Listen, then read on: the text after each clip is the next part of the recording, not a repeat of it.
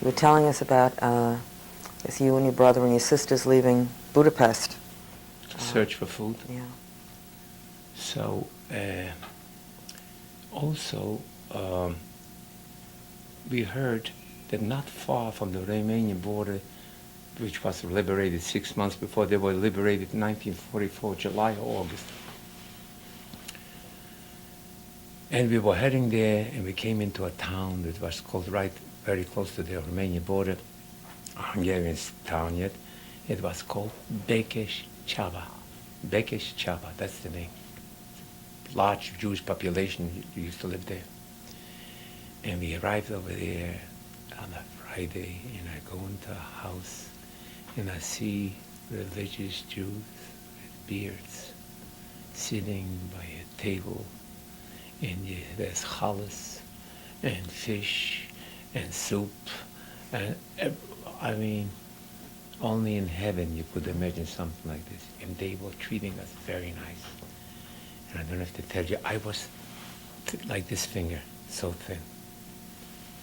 And then on Sunday, we were looking for a place where to live. So I found there one Jew, and he said, "You're more than welcome to live in our house. I have an empty house. My parents are not here. They were deported." And he was the rabbi's son from that town. His name was Halperin, and we went to live over there.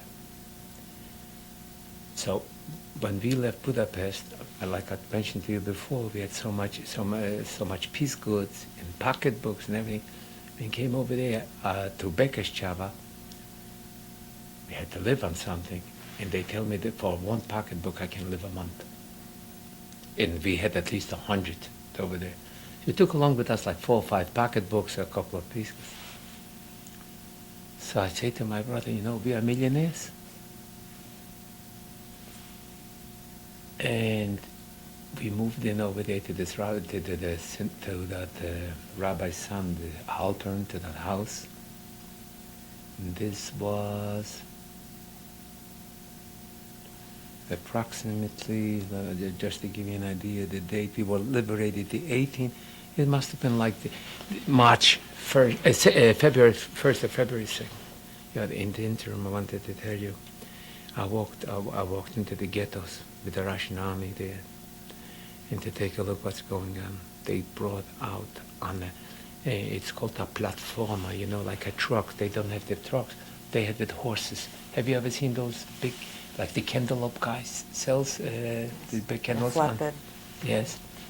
And they were taking out Jewish bodies, young ones, stacked like wood, on top of the other. Black. The bodies burned already. All. They took them out of the ghetto. They were laying there who knows for how many weeks. And all these things put together, that's why I've decided that I want to live. And the hunger was unbearable. Wine we could have. I got drunk every day. I didn't know what that was. I didn't comprehend what means getting drunk, but I felt something, I don't know. And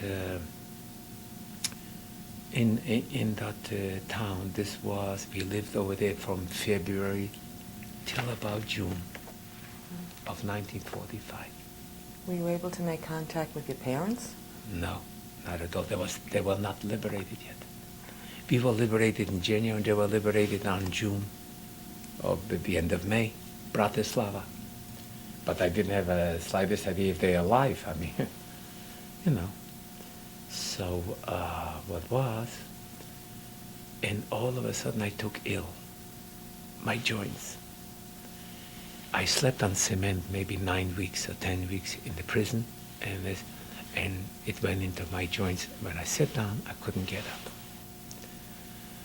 So when we heard, this was around the end of May or beginning of June, in that city, Békés Csaba, I heard that one Jew came back already from a concentration camp. This was June, right? So I went to the synagogue. I was walking with crutches, And I come in and I see the first Jew, repatriant it's called, with the stripes, with that cap. and he came from a concentration camp, which was called Wiener Neustadt. Next to Vienna was a concentration camp. And he was the dignitary of this town. His name was Mr.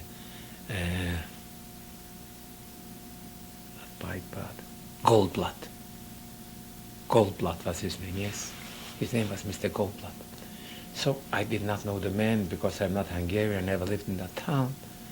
And everybody ran over to him because they were Jews already. They're living, like I mentioned to you before, with the Shabbos, with everything. Because they was liberated like for 6 months. When everybody started clearing out, I go over to this Jew and I said, you know, first of all, here I said to him, Shalom Aleichem, you know. And I tell him, I think that we have parents in Slovakia, Bratislava. Did you by any chance, because when you come from Vienna, you have to go through Bratislava to Hungary. You could go to a different way, but most of them came through Bratislava.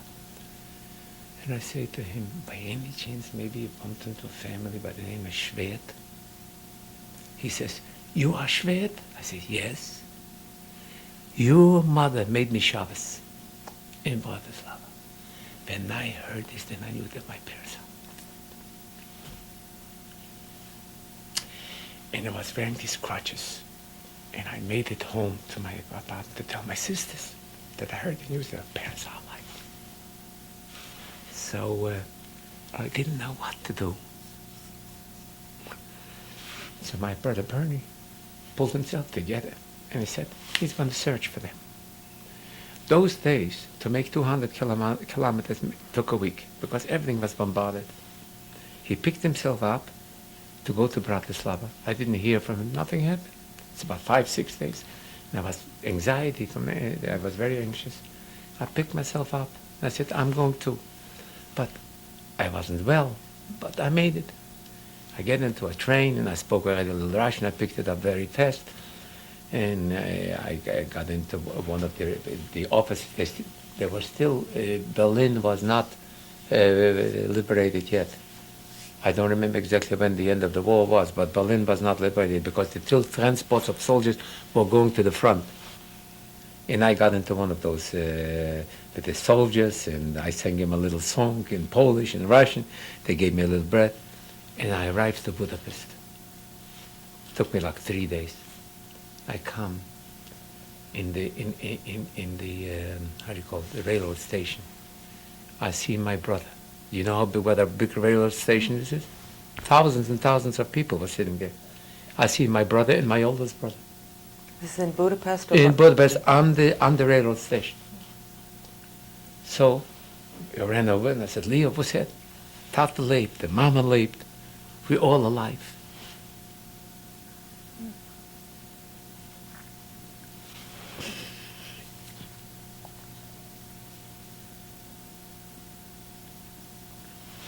So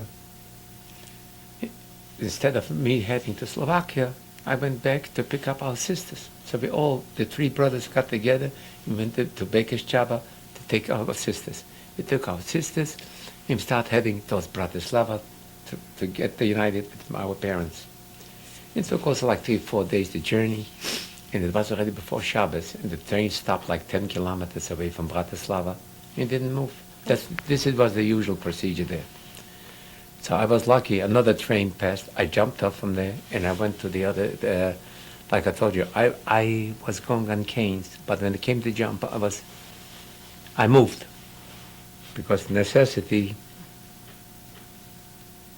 So I got on the train and I got into Bratislava just before Shabbos. I come in, and my parents had a room on the Jewish street. It was called Żydowska ulica, which means it's the Jewish street.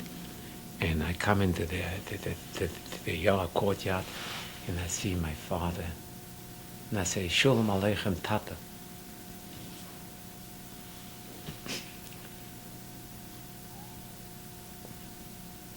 And he says, who are you?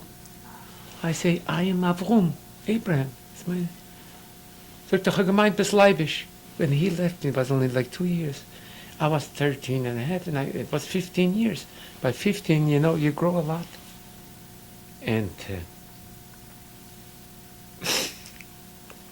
then my mother came out. I greeted her. She had anxiety. She fell and broke the wrist. She was a cripple till she died.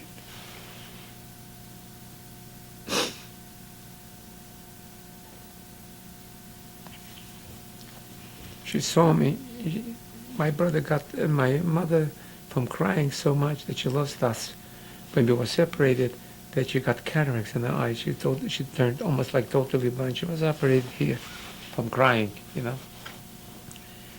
And then my sisters came and my brothers came. We were united. We had one room. Everybody lived in one room. And besides, we were 7, the family. We had like 25 other people. It was a large room, as large as this, from the camps, with the stripes already. There was no food. My mother went to the gypsies. She gave them a jacket, and they gave her a chicken. We slaughtered the chicken, and my mother made, from one chicken, she made like 50 portions of soup, and she kept on feeding the Häftlinge. How do you call it, Häftlinge? Those from the concentration camps.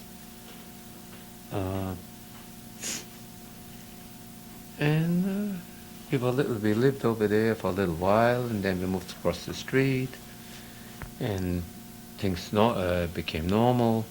Did you return to school in Bratislava? Oh, that's what I'm going to tell you now.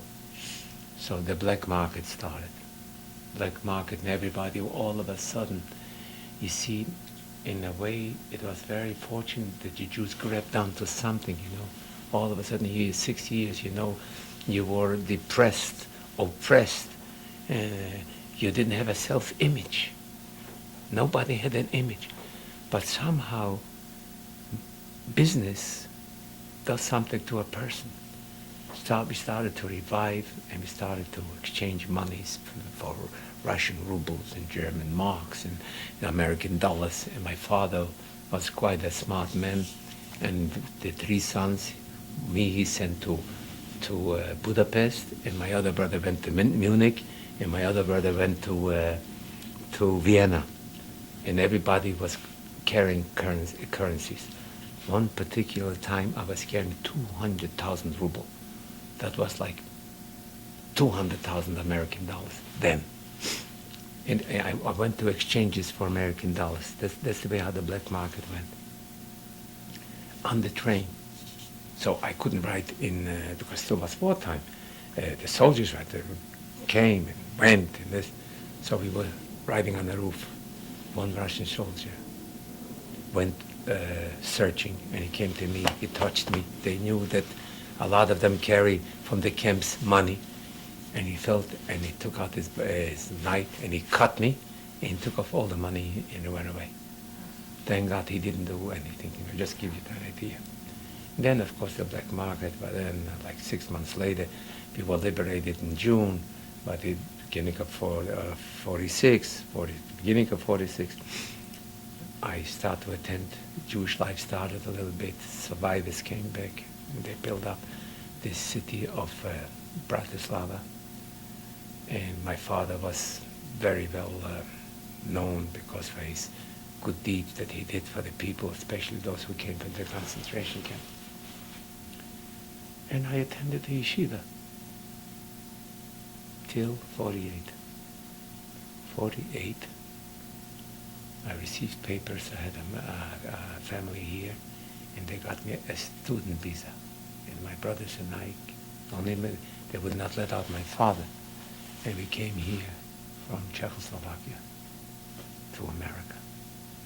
And our first stop was the Rabbinical Seminary of America in Williamsburg on South 9th Street. And you came with your brother Leo and Bernie? My brother Bernie, yes. And where were your parents, and where were your sisters? My sisters were in Vienna, my parents were still in Slovakia. And later on we got united. And who helped you when you came to this country? The joint. The joint helped us. Yeah, they gave us $20 a month per person. Well, you could live, and we had a furnished room. And I went to yeshiva, and my two brothers went to work a little bit, and we lived in a furnished room. And when I came to this yeshiva, I sang Friday night, songs. So somebody told me that they think that I could become a cantor. They have all the qualifications. So there was this cantor. He needed somebody to lead his choir, and he trained me for a little while. This was the Talmud Torah Flatbush. Do you know where it is? I've heard of it. Okay, it's on Coney Island Avenue.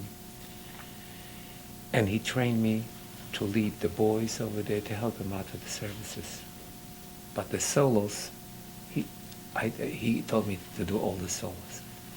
So the first night, the holidays, I did the solos, and the cantor was davening, praying. After the first night of Rosh Hashanah, he comes to me and says, the president of the synagogue, I have an idea. Why aren't you the cantor? Let him be the leader. And this is the way how my career started, to become a cantor. These same people, they issued papers for my father as an assistant rabbi, and within 6 months, we brought him down to the States. No quota. So the whole family, The your whole sisters? family got reunited. Not the entire family, because my two sisters one lived in Vienna, one lived someplace else, but later on we all came, but they were married already. And we got united, and we lived in Williamsburg on Tompkins Avenue. I don't know if you know where it is. Tompkins in Tompkins in Willoughby. Tompkins and Willoughby crosses, yes. I lived over there, and then I started studying. The joint helped me out to take singing lessons and so forth. In the first year, I got already a job for the high holders, and I got $1,000. I must say I was pretty good. And the second year, I called the same people, and I told them, listen, I started in Thai, you got to give me more money. I'm on the phone. They said, we'll give you $200 raise. I said, fine. The third year, I went, that was 48, 51. I went to Baltimore, Maryland. They auditioned, maybe 20 cantors came. They've chosen me. They gave me $1,450 for 3 days, That's a lot of money. And then I came to the Bronx, and I took an annual position. I officiated every Sabbath, and I was a single boy. How did you meet your wife? The rabbi in that synagogue told me, a new rabbi came to occupy the pulpit, and he said, Kent, are you married? I said, no. He says, listen to me. I will give you 4 telephone numbers from 4 different girls. If you do not marry one of them, then you'll remain single, a bachelor. So, okay, I'll take your advice. He gave me the number. And I called my wife. And I made a date with her. The others I never saw, because when I came and I saw my wife. What was her name then? Helen Chervin. Chervin, the main name. They lived on Willoughby in Ridgewood. I mean, for me, I had to come into a house. They had a private home, air conditioner, television. 1954, who has seen all these things? I mean, it wasn't so available yet, And of course, she made a very big impression upon me. And we went for 1 year and we got married. And did you have children? Our first child was born in 1956. 56. Her name is Mala. And she was, and I assumed my position in the Bronx as cantor. Plus, I went in a little bit to the jewelry business. I was selling to the stores charm bracelets. Because my brother Bernie worked in a factory and he was the manager. So he helped me out. Because during the week I didn't have much to do, just to study a little bit. But, and that's where we started our business, and thank God we did very well for ourselves. And then Mala was born. And then I applied for the job in Forest Hills. I saw an ad in the paper. I came here. They auditioned for 1 year. And I came, and I auditioned, and they took me. And what is the engaged name? Me. What is the name of the synagogue? The Queens Jewish Center of Forest Hills. It's the largest, at those days especially, it was the largest synagogue probably in New York City. In the morning when I came in 58, at 9 o'clock when you came, there was no more room, standing room on so many others. It was the most prestigious show. The dean from Matter of fact, he was that time the president, the dean from Touro College, Bernie Landa. He engaged me as the chazan, and I was there for 30 years. And your other two children were born? And my Moshe, my son Michael, was born in Forest Hills, and my daughter Rina was born in Forest Hills. They are already born in Forest Hills. Did you ever talk to your children about the Holocaust? I certainly do. One of the reasons that I've decided to make this video, whatever it's called, is because I want them to have this, and on every occasion, wherever they want them to play this tape, that they should not be forgotten.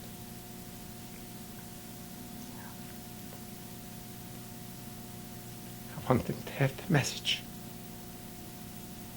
because little by little, it's being forgotten. The Shoah time, the synagogue, this guy's busy, this guy's doing that. How should I say? My message to them is, how do you say a tzava? Tzava in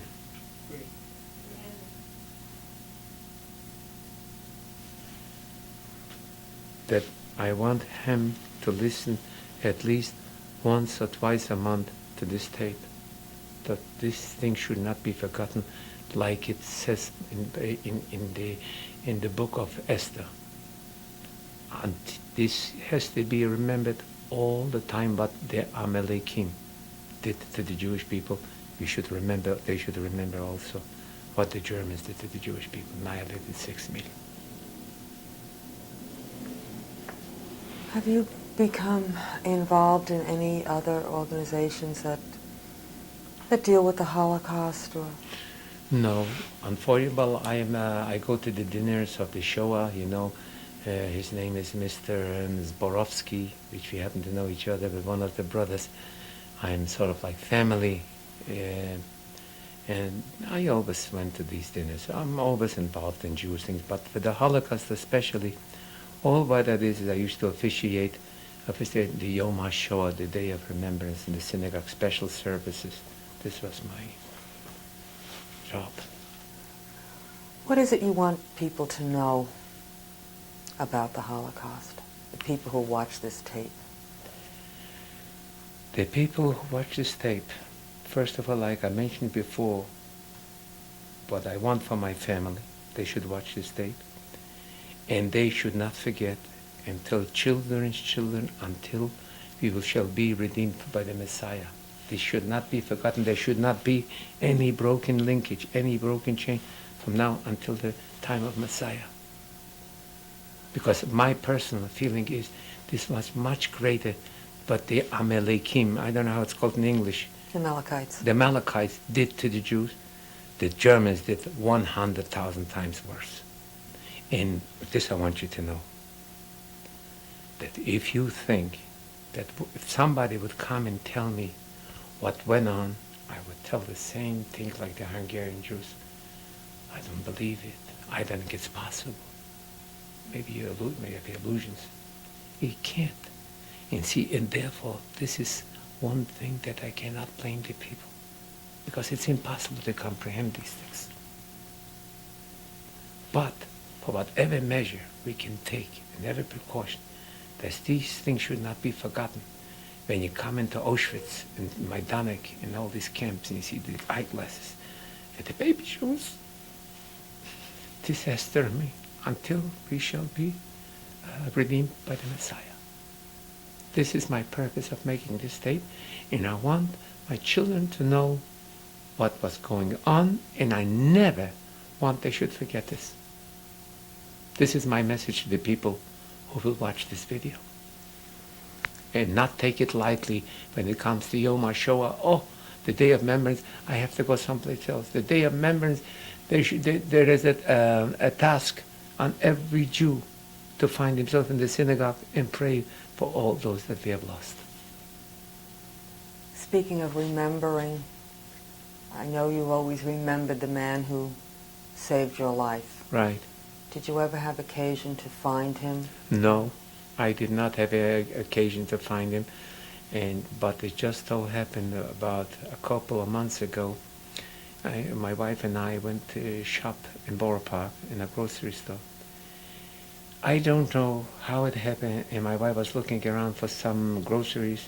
And there's a lady with a peruke, with a lady with a sheitel, a peruke she was wearing. I say, "What's your name?" And she tells me, "My name is Kerpel." I say, "Kerpel?" I tell her, I knew somebody by that name.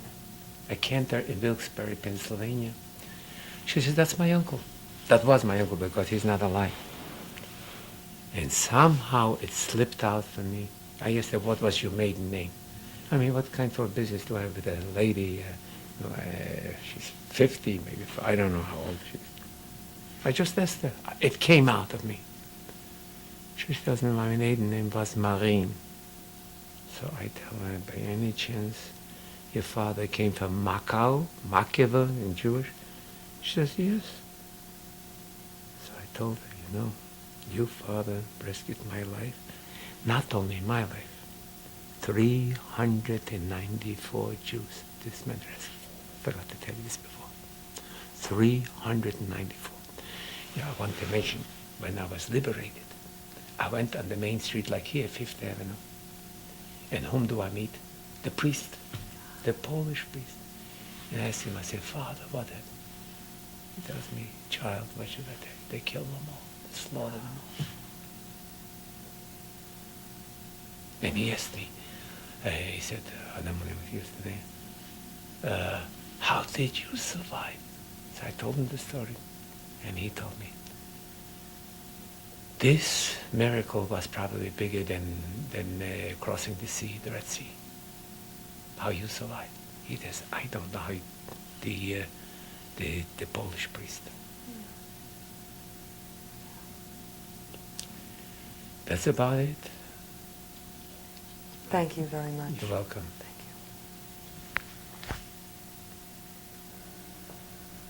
you. Mr. Schwerd, who was in this picture? This picture I received a couple of weeks ago. Somebody brought this in to me, and apparently it was given out by from Belz. It comes from Israel, and this is our cousin. His name was Rabbi Yisrael Schwerd. He was known as Rabbi Yisrael Rava. Rava Ruska was a town in Poland, and he was there, the Dayan. And is that the judge? He was a judge, right. And next to the Belzer Rebbe, we are talking not the one from over you talking, not even his father, his grandfather. His name was Rabbi Aaron Rabbaron Rokeach. I forgot it. Rabbaron Rokeach. And in 1940, when Poland, the Germans and the Russians made a pact that half of Poland will be divided, half to the Russian side and half to the German side. So at the beginning, it was told that Belz will be on the Russian side. Then they changed their mind, and it became German. So what happened was, it was a sukkah, and they have told the Rebbe that the Rebbe should leave Belz and go to school, which is not far away from over there, and this was occupied by the Russians. But since it was a holiday, and the Rebbe didn't want to go, so he said he has to ask the shaila, the question. He should be the judge. What should I do? And he said to the Rebbe, "I am giving you permission that you can ride on the holiday." So just to cut it short, but who this man was? He was probably one of the biggest, next to the Belzer Rebbe, I would put him in the same category. This is our cousin. Thank you, and this is the end of tape 5.